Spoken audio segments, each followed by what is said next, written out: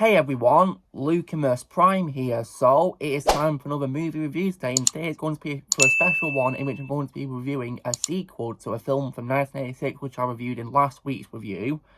And this is also an example of quite a late sequel as well, because this sequel was actually released in 2022, and it's also probably one of my favourite examples I can say of a long-awaited sequel that turns out to be amazing. And that film, of course, is none other than 2022's Top Gun Maverick, which is directed by Joseph Kosinski and is written by Erin Kruger, Eric Warren Singer, and Christopher McQuarrie. So, now, how was this sequel made then? So development of a Top Gun sequel was announced in 2010 by Paramount Pictures, with Tom Cruise, along with co-producer Jerry Bruckheimer and the director of the first film, Tony Scott, set to return. Peter Craig wrote a draft of a screenplay in 2012, but unfortunately the project was stalled because Tony Scott passed away later that year. Rest in peace, Tony Scott. And this film would later be dedicated in memory of Tony. Then production resumed 5 years later in 2017 with Joseph Kosinski set to direct the film.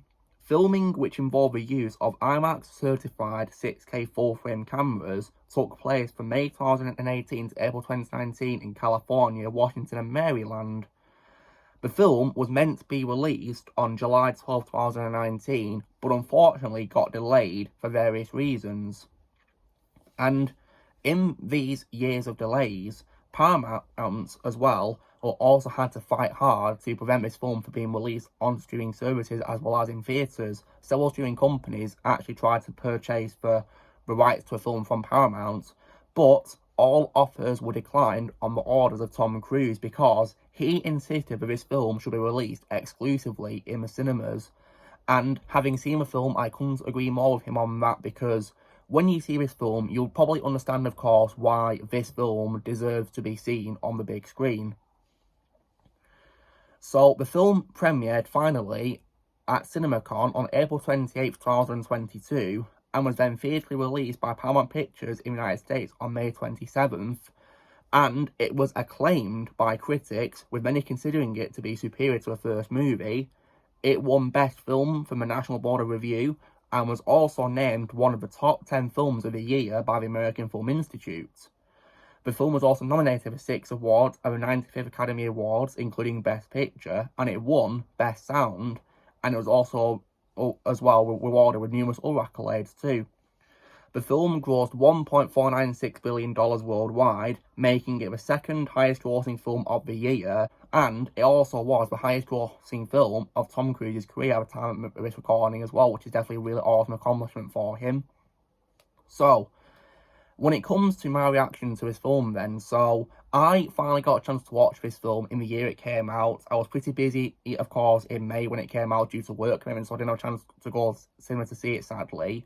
But I finally watched it when it came to streaming services months later, and I can say confidently that I couldn't agree more with people saying this film is better than the first movie, because I absolutely adore this film. I think it was just an amazing sequel which both respects the original and it embraces, of course, new characters and a new story just perfectly, in my opinion. This is how you do a long-awaited sequel, absolutely. So, what is this sequel about then? So Tom Cruise, of course, reprises his role from the first film as Maverick, and the story involves him confronting his past while training a group of younger Top Gun graduates, including the son of his deceased best friend, for a dangerous mission. So what I think is great about this film then, so similar to the first film, I think this film has a great cast of actors. So Tom Cruise, of course, reprises his role from the first film as Captain Pete Mitchell, who has a code name Maverick. And once again, I think Tom Cruise did a really amazing job playing Maverick in this film, and considering that he was 60 the year the film came out, I think he's definitely aged really well, and it definitely shows in this film because he continues to be very agile for his age in this film, and definitely look up for his age, I must say, considering he must have been in his 50s when he filmed it. And I think in this film he gave an amazing performance as the character, definitely made him still like a character he always was in the first movie once again. As well as that, I also as well loved the introduction of lots of new characters in this film, so one of the highlights for me is definitely Miles Teller as Lieutenant Bradley Bradshaw, who is, of course, Goose's son, who has the codename Rooster. And I like how he's called Rooster in this, because Rooster and Goose are in the same family of birds. So I love how Miles Teller picked that himself as the code name for his character. That was definitely really cool, that, as a homage, of course, to Goose. And I personally think that Miles Teller's performance in this film was absolutely fantastic. I think he played Rooster perfectly, in my opinion. And it was definitely a way better performance by him that I saw, compared to the absolute garbage which was Phantom 40 in 2015, which I've already ranted about on this channel. Because compared to that film where his talent was completely and utterly wasted, in this film, he got to put lots of his skills as an actor on the table and really nailed his role, in my opinion. Just absolutely fantastic. Probably my second favourite role of his after Andrew in the film Whiplash, but I think in this film he was just really amazing as Rooster, did a really amazing job playing the character in this film, and showed how much a great actor he is. I also saw a lovely addition as well of John Hamm as Vice Admiral Bo Simpson, codenamed Cyclone. I thought he was really good in this as a commander character, and also as well Ed Harris as Rear Admiral Chester Kane, codenamed Hammer. Definitely a great actor, and definitely a good choice for a film like this, most definitely, because Ed Harris I've seen in quite a lot of action films, and it's definitely a great addition for him, absolutely. And also as well Charles Parnell as Solomon Bates, who's a codenamed Warlock, also a good addition to the cast as well.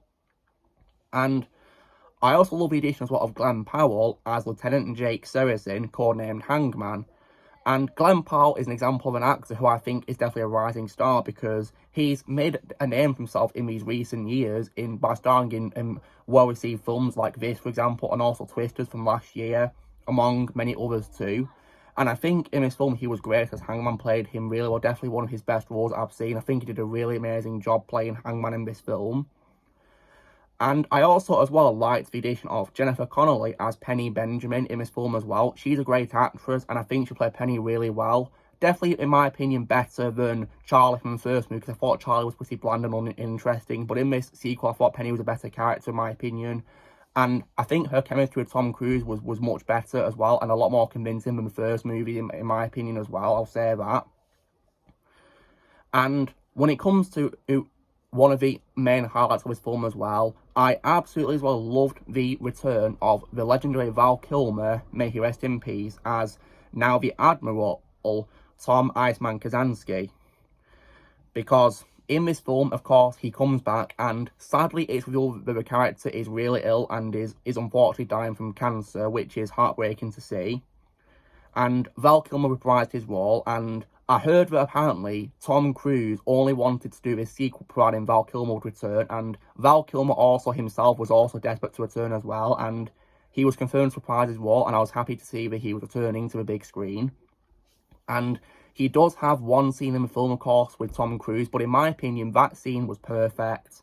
My favourite scene in the film, and I will say that without Iceman's scene in this film where he encourages Maverick to let go of what happened to Goose, and of course embrace the future by training the new Top Gun team, that makes the film work, in my opinion. Without that scene, the film would not work at all, and it's a beautiful, emotional scene, and it especially hits a lot harder now because we unfortunately lost Val in April this year, which is just really sad, really. But this scene, though, was beautiful, it was really emotional, and the acting by the two actors in the scene was phenomenal. And Val Kilmer had a really fun time working with Tom Cruise again on the big screen. And I think this film also did a very good job being respectful, of course, to Val Kilmer's real-life cancer that he had, of course, in the 2010s. And he got treatment for it where he had to, of course, have something to his trachea, which unfortunately resulted in him being unable to speak, sadly. But this film was very respectful in handling, of course, his real-life situation into the story. The way it brought it into the story was very creative and very respectful to Val. And in the film, Iceman does talk using a computer to Maverick. Then, after he gets up, he does have two lines to Maverick where he tells him the Navy needs Maverick. And then he asks him who's a better pilot, him or him, and which is just very lovely to see, very wholesome. And apparently the director confirmed that he actually used Val's actual voice when he's speaking, but they used digital technology to clarify his voice. It wasn't like AI or anything like that, that was actually Val's voice. So I love how they actually used Val's voice in this film. And it was definitely a really emotional scene, and definitely the best part of the film, most definitely, because that scene, of course, helps the film work. And it was just really touching, and it hits hard now because we lost Val. Rest in peace, Val. Thank you for everything.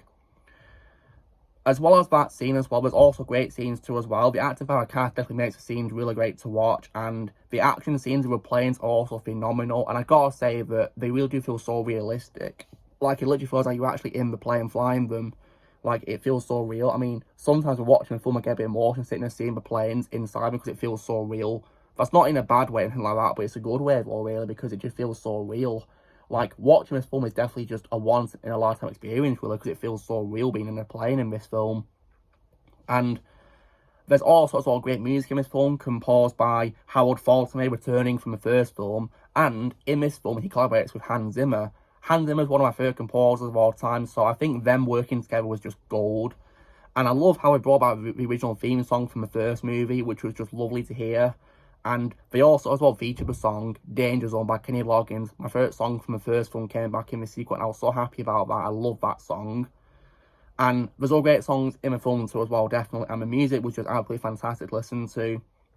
And I love how this film also paid homage to the first film as well, in many scenes being similar, but done differently, of course, to respect the original, but embracing the future. Like, this sequel is definitely an example of that, because it does not rehash its predecessor at all. It has like a brand new story while featuring familiarities. I mean, the opening sequence is quite similar in terms of both music and the titles being similar, and also showing planes flying. It's very similar, but it's done differently at the same time. So it's respecting what came before, but it's embracing the future, and I love that about it.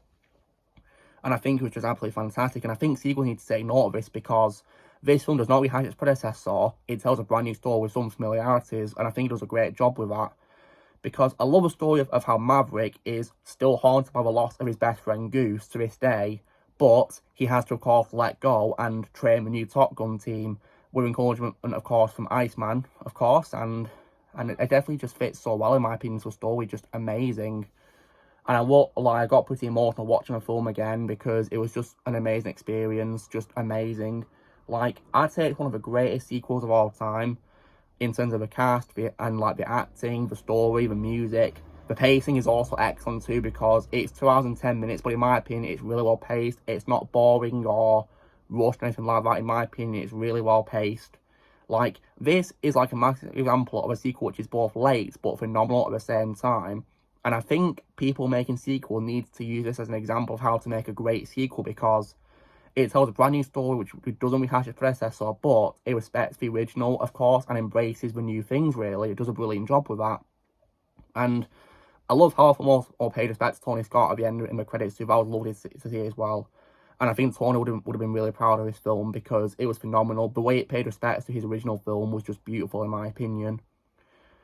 So that's, of course, my thoughts on Top Gun Maverick. In my opinion, one of the greatest sequels of all time, and definitely, in my opinion, just phenomenal. So if I was to give this film a score out of 10, because it's, in my opinion, one of the greatest films ever made, one of the best sequels of all time, and definitely a film that, of course, saved cinemas, as, of course, Steven Spielberg stated, just an amazing film from beginning to end. So if I was to give this film a score out of 10, I would definitely give it, for me, a full-blown 10 out of 10. Just phenomenal, in my opinion. One of the greatest sequels ever. So guys, this is me, of course, doing my review for 2022's Top Gun Maverick. So, you know the drill, guys. Be sure to give this video a like. Also, be sure to let me know in the comments what you guys think of Top Gun Maverick. If you've seen it, let me know what you think in the comments below. Also, be sure to join Team Prime by pressing subscribe for movies to come in the future. And I'll see you all later.